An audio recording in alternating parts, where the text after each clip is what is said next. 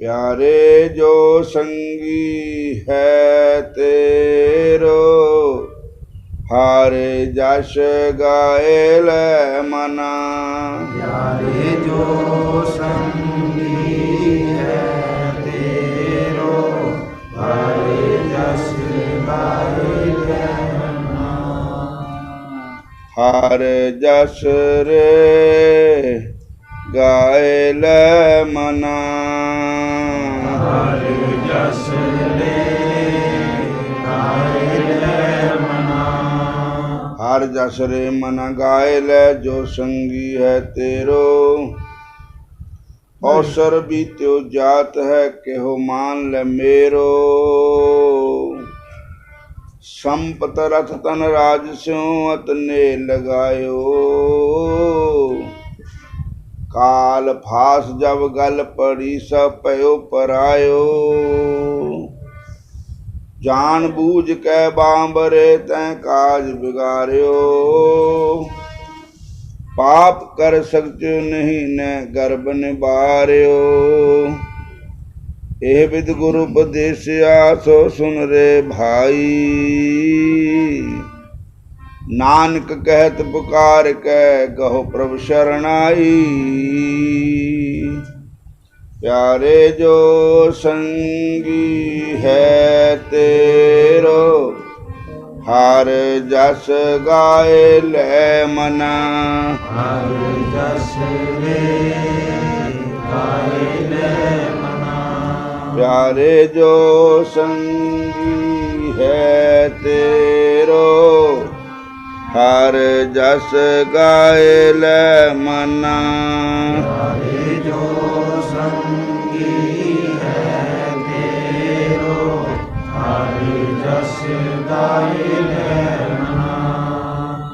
बोलो कृष्ण भगवान की जय। नौवें नानक गुरु तेग बहादुर साहब जी, उन्होंने अपने मन नू समझाया कि हरि दा जश गा। हर जस रे मना गायल है, जो संगी है तेरो। तेरा संगी हरि दा नाम, अवसर बीत्यो जात है कि हो मान ले मेरो। टाइम जिहड़ा है बीतदा जा रहा, फिर पछताए क्या होत है जब चिड़ियां चुगे खेत। टाइम बीतता जा रहा है और संपत रथ धन स्यो अतने लगाए। संपत कहते है धन नूं और रथ कहते वाहन। संपत रथ धन, धन दे विच इस्त्री भी आ जाती, धन विच होर भी सोना चांदी सब कुछ आ जाता। अत ने लगायो, इन्हां चीज़ां विच तैं अपना मन लगाया होया, पर जब काल ने तेरे गल विच काल फास पानी है ते ये सब कुछ पराया हो जाना। जिस मकान नू, जिस जमीन नू तू जींदा जींदा हुण अपना कह रहा मेरा है, लेकिन तेरे हुंदे तेरे शरीर चो श्वास निकल गए तो मकान किसी का, जमीन किसी की।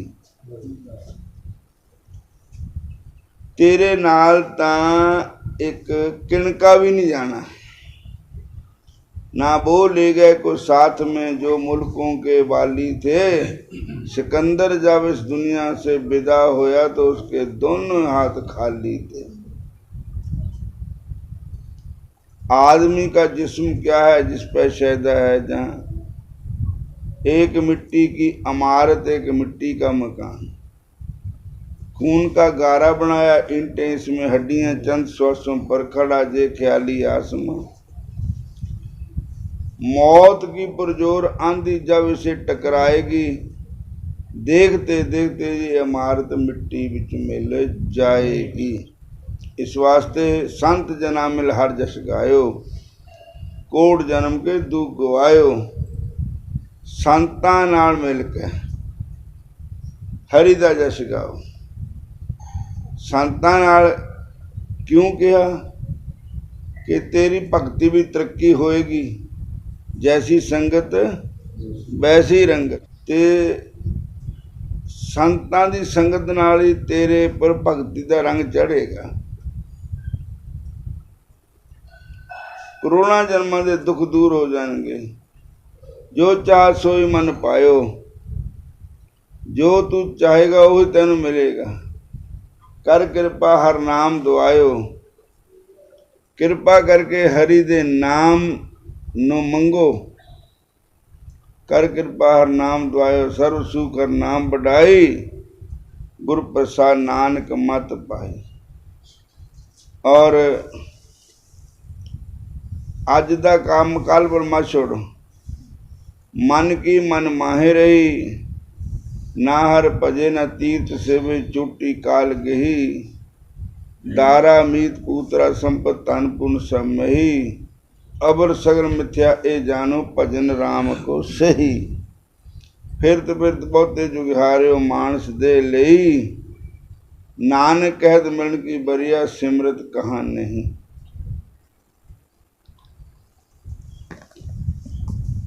बोलो हरे कृष्णा हरे कृष्णा।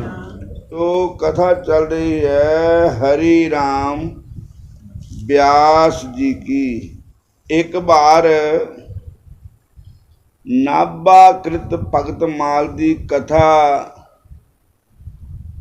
किसे संतां दी मंडली च होई, तो उत्थे इन्हां दी कथा आई हरि राम व्यास जी की। कथा में ये आया कि हरि राम जो थे ये भगवान ते बद के संतां नूं मनदे थे। मतलब संतां नूं अपना इष्ट मानते थे। संत मेरे इष्ट है। और ये उस संतां दी मंडली दे महांतिक कहन लगे, इस तरह नाभा दास जी ने इनकी हरि राम जी की बात लिखी है कि संतों को अपना इष्ट मानते हैं। तो देखना चाहिए, इस बात की परीक्षा करनी चाहिए कि वो संतों को कैसे इष्ट मानते हैं। तो संत मंडली के सहित वो महंत वहाँ पर आए जहाँ पर हरि राम व्यास जी रहते थे। बोलो हरे कृष्णा हरे कृष्णा हरे कृष्णा हरे कृष्णा। और संतां दी मंडली आई, बड़े खुश होए हरि राम जी व्यास। और संत का संग बड़ भागी पाइए, संत का संग बड़ भागी पाइए। संत की सेवा नाम ते आइए, संत की सेवा नाम ते आइए। नाम तुल कुछ अवर न होए, नाम तुल कुछ अवर न होए। नानक गुरमुख नाम पावे जन कोय। नानक गुरमुख नाम पावे जन कोय। संत का संग बड़ भागी पाइए। भाग्याओ दिन बहु जन सुमर्ज तेन सत्संगम च लभते पुरुषो जदावई अज्ञान हेतु कृत मोह मंदांधकार नाशम विदाई तदोदय ते विवेक। बड़े उच्चे भाग होन तो संतां दा संग मिलता है। और हरि राम जी ने सारे बिठा लिया, महंत जी ने बिठा लिया, ते ओ तां आए ते परीक्षा लैन वास्ते। और पी के संतां नूं इष्ट कितना अपना मानते हैं। तो उन्होंने कहा, आंदे ही कहते हाय भुख, हाय भुख, रोटी छेती दे दिओ, प्राण निकल लगे वे, हाय भुख। तो कहते महाराज जी भोग लग रहा ठाकुर जी नूं, बस 5-10 मिनट रुको, हुण थाल लगे लगाए आ जाने, ठाकुर जी का प्रसाद आ जाना। तो कहते भी वो कोई कहते भगत माल च लिखिया था भी वो संतां नूं इष्ट मनते, तो ये तो भगवान नूं इष्ट मन रहे अपना, भी भगवान संतां नूं प्रसाद बाद देना, भगवान नूं पहले खिलाना प्रसाद। हूँ तो भोग रखिया वही है। उन्होंने कहा भी ये तो गल फेल हो गई, ये भगवान को इष्ट मानते हैं, संतों को नहीं मानते। नाभादास जी ने झूठे लिख देता। उसके बाद भोग लग गया ठाकुर जी को, और फिर आए, थालियां लगियां लगाइयां आ गई। तो संतां ने तो महंत जिहड़ा था वो तो परीक्षा लेनी आए थे ना, उन 2-4 गिलास खाधे, बस बस बस बस पत्तल रख दी। तो उन्होंने कहा भी देखना इन्हों साडे पर गुस्सा आंदा भी पहला तो बड़ा चलाते थे हाई रोटी, और हुण खाधी भी है नहीं, 2-4 बुरकियां खा के सुट दिता, अन्न का अपमान किया। देखना सानू आप शब्द बोलते या नहीं। तो ब्यास जी ने क्या किया, वो पत्तल नूं मत्था टेकिया, संतां नूं मत्था टेकिया, कहंदा महाराज संत देख किन्ने दयालु है, मैं तो संतां दा झूठा प्रसाद खांदा, संतां ने मैनू पत्तल दी पत्तल देती। और संतन की मैं जूठन खाता हूँ, संतों का मैं प्रसाद खाता हूँ। आज मेरे कितने अच्छे भाग है, और मुझे संत कितने दयालु है, और मुझे पूरी पत्तल की पत्तल दे दी। वो संत हैरान हो गए, कहने लगे कमाल है, जे को हुंदा हो रहा डांग फाड़नी थी हैं, पहले बड़े रौला पाया पता रोटी हैं, और हूँ खाधी भी है नहीं, पत्तला भरवा के छड़ चले। और तो संत कहने लगा, जेड़ा परीक्षा लेना आया था, कहंदा अहो भाग्यम के बड़ा अच्छा भाग आप जैसे महंतों संतों का हमें दर्शन हुआ, कि हम तो आपकी परीक्षा करने आए थे, तो हमने देखा कि आप वाकई ही संतों को अपना इष्ट मानते हैं, आए संत का कितना आदर करते हैं, आए संत का कितना उनके जूठन प्रसाद खाते हैं, और आप उनका अपमान नहीं करते हैं। और तो उन्होंने कहा कि मेरा तो भोजन ही संतां दा शीत प्रसाद है, और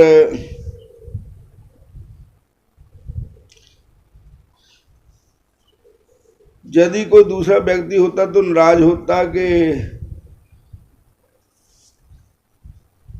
देखो, तो प्रथम तो भूख चिल्लाते, और जब भोजन परसा गया तो 2-4 गिलास ही खाकर उठ गए। सब सम्मान बर्बाद किया आदि अनेकों बात कहता, परंतु ये तो तनक भी गुस्सा इनके चेहरे पर नहीं आया, बल्कि प्रसन्न ही हुए और प्रेम पूर्वक पत्तल समेट ली और शीतकार मोह को दी। शीत मैंने शीत प्रसाद के मेरे पर कृपा करके संतान देती। एक पद में कहते हैं कि जूठन जे ना भगत की खात, तिनके बदन सदन नरकन जे हरि जलन धिनात, हरि जनन धिनात। जो संतों की झूठ से नफरत करता है वो परिवार सहित नरक में जाता है। तिनके मुख सूकर कूकर भक्ष, अभक्ष पोषत गात। उनके शरीर, मुंह, सूकर मैंने सूर, कुकर मैंने कुत्ते, जो भक्ष अभक्ष खाते हैं पर संतों के झूठ से नफरत करते हैं। और उन तो कुत्ते बिल्ले के समान हैं। और काम दिवस कामियों कामनी के पीबत अदरन की लार चुचात। कामी पुरुष कामनी के लेवड़ा दी लाड़ चूसता है और स्वपच भगत को भोग ग्रहित हरि बामन ताहे डरात। स्वच्छ भगत को भोग ग्रहित, जो स्वच्छ भगत है मतलब जिनको हम नीच जाति कहते हैं, सुपच भगत कह दो, जैसे वाल्मीकि जी थे, कहते हैं उनका वो प्रसाद खाने से ब्राह्मण भोजन पर काम विवश कामनी के पीवत अदरन लार चुआत। भोजन पर माखी मूतत है ताहु रुचि सो खात। मक्खियां ना भरिया वा भोजन, मक्खियां ने मूतिया वा उपर, वो भोजन है बड़े प्रेम नाल खाते, संतां दे झूठ ते नफरत करते। और भगतन को चरनोदक अंचबत अभिमानी जर जात। भक्तों का चनाम, संतां का चनाम रहने से अभिमानी जो है उसका मान खत्म हो जाता है। स्वपत भगत को भोग ग्रहित हरि बामन तहे डरात। बाज दास की भांति ब्याह में जेवत विपर बरात। पेंटत सुते रेंट मुख लागत, सुख पावत जड़ तात। अप्रसु है भगतन सुई सुतिहा तेल, सचैर अनाथ। हरि भगतन के पाछे डोलत है, हरि गंगा अकुलात। साधु चरण राजमाज व्यास के, कोटक पतत समात। संत की शीत प्रसादी पाकर बहुत ही प्रसन्न हो जात। इस पर दृष्टांत श्री रस माधुरी जी का देखिए तो पाबो तुम और जहाँ और से तात्पर्य अमानी अमनिया से है। हम आपके लिए अमनिया भोग मंगाते हैं, आप उसे पाइए। श्री व्यास जी समझ गए कि हमारी परीक्षा लेने आए हैं, इस समय हमारे परम इष्ट बनकर आए हैं, इष्ट को अमनिया ही भोग लगाना चाहिए। बोले पावो तुम और। प्रश्न होगा कि पहले ही क्यों नहीं अमनिया भोग लगाया। समातान जे है, बात ये थी कि व्यास जी तो संतों को परम इष्ट मानते हैं, परंतु सब संत तो भगवान को ही अपना इष्ट मानते हैं। अतः कोई भी संत भगवान को भोग लगाए बिना नहीं खाता है, अर्पित किए अमनीय नहीं पाना चाहता। श्री व्यास जी संतों के भाव की रक्षा के लिए भगवान को अर्पित करके तब भोग प्रसाद संतों को देते। वे ही आज भी क्रिया, परंतु जब महंत जी का हृदय पाप मालूम हो गया तो अमनीय ही लाने को कहा। व्यास जी ने पाप की सच्चाई जानकर महंत जी नतमस्तक हो गए। बोलो हरे कृष्ण। वाकई ही व्यास जी संतों को अपना इष्ट मानते हैं और संतों का जूठन प्रसाद खाते हैं और संतों पर अपनी श्रद्धा भाव रखते हैं। हम संतन की शरणा, हम संतन की शरणा, हम संतन की शरणा, हम संतन की शरणा। संत हमारी ओट सतानी, संत हमारी ओट सतानी, संत हमारा गहना, संत हमारा गहना, संत हमारा गहना, संत हमारा गहना। हम संतन सो बन आई, हम संतन सो बन आई, पूर्व लिखिया पाई, पूरब लिखिया पाई। ए मन तेरा पाई, हे मन तेरा पाई। संतन सो मेरी लेवा देवी, संतन सो मेरी लेवा देवी, संतन सो व्यवहारा, संतन सो व्यवहारा। संतन से हम लाहा खाटिया, संतन सो हमला काटिया, हर भगति परे पंडारा, हर भगत परे पंडारा। संतन मोको पूंजी सौंपी, संतन मोको पूंजी सौंपी, उतरे अमन का तो खा, उतरे अमन का धोखा। धर्म राय अब कहाँ करेगो, धर्मराय अब का करेगो, फाट्यो सगलो लेखा, बांट्यो सगलो लेखा। महा आनंद पया सुख पाया, महा आनंद पया सुख पाया, संतन के प्रसाद, संतन के प्रसादे। कहो नानक मेरी शंका नासी, कहो नानक मेरी शंका नासी, रंग रते बिस्मादे, रंग रते विस्मादे। हरे कृष्ण कृष्ण कृष्ण हरे हरे, हरे कृष्ण कृष्ण कृष्ण हरे हरे, हरे राम राम राम हरे हरे, हरे राम राम राम हरे हरे। संतां दी होए दासरी,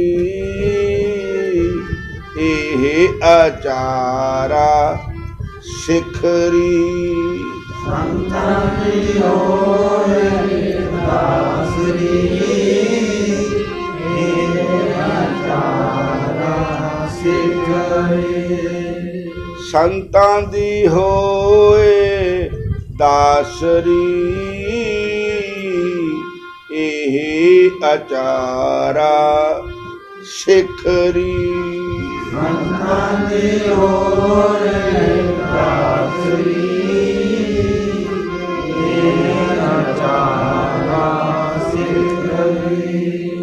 भारता दूर ना पिखरी,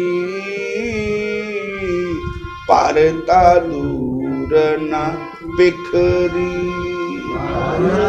दूर ना बिखरी, दूर ना बिखरी। बोलो कृष्ण भगवान की जय। बिना संतां दी कृपा ते बगैर भगवान कृपा नहीं करते।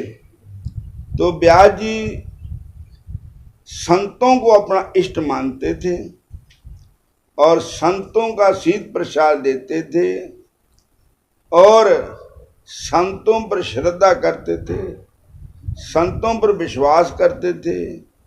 इसलिए भगवान ने उनको बहुत बार दर्शन दिए। और हुण इत्थे समाप्ति करते हैं।